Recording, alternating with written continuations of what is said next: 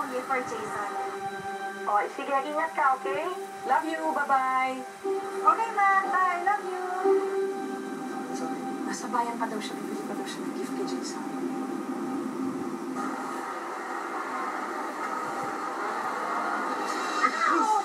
Sorry. Hindi ko sasadya. Sorry po.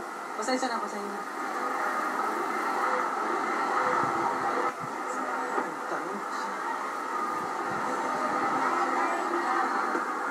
Alam mo naman na mahal kita, diba? The best thing na nangyari sa akin. Totoo? Ba't parang ayaw mo mag-kiss tayo?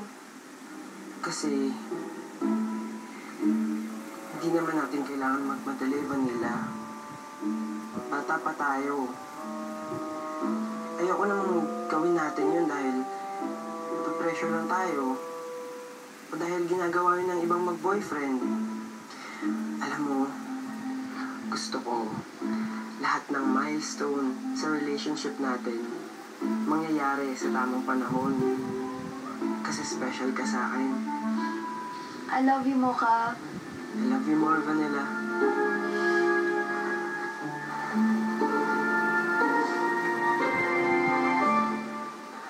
Ayan na, maganda yung regalo natin para kay Patrick. Sana naman magkaayos silang dalawa. Sana nga. Hindi ko may things na sa isa't isa.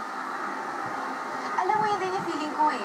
Feeling ko, M sila, pero hindi nila alam pareho. Teka nga lang. Paano mo naman nasabi? Bakit nagkwento ba sa'yo si Patrick? Hindi naman nakwento. Pero halata naman kapag tumitingin sila sa isa't isa eh. Kahit di nila aminin, kitang-kita sa mga mata nila. Salamat nga pala kasi sinamahan mo ko dito kahit nabiglaan lang. Wala yun. Salamat nga rin pala. Bakit? For making me happy all the time. Yung gabi na nagkita tayo sa party, sobrang bibi ako nung araw na yun. Pero dahil sa'yo, naging saya ako. Ito na itong araw na ito, akala ko maging boring lang na yun. Pero dahil sa'yo, naging interesting. Kaya, thank you.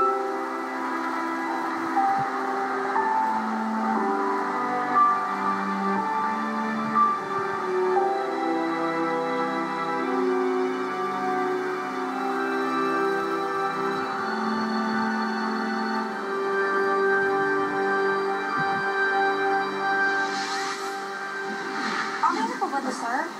Oo, ayos yan. Tadedigan mo na lang, ha? Okay, sige po, sir. Patrick! Uy! Patrick! Uy! Ano ba yun? Hindi ako alis dito hanggat di mo ako kinakausap. Sino tinakot mo? Patrick naman eh. Ano ba? Inaamin ko. Kasalanan ko. Masama-sama ako sa'yo. Naging insensitive ako. Na feelings ko lang iniisip ko tuwing nasaktan kita.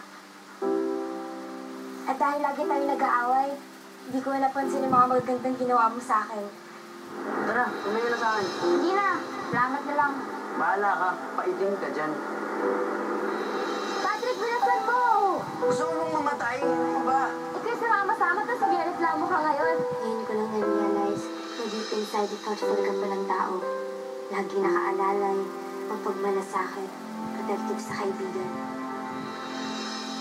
Kung ayaw mo tanggapin yung paulit-ulit ko sa'yo sorry, sana tanggapin mo lang yung tinto ko.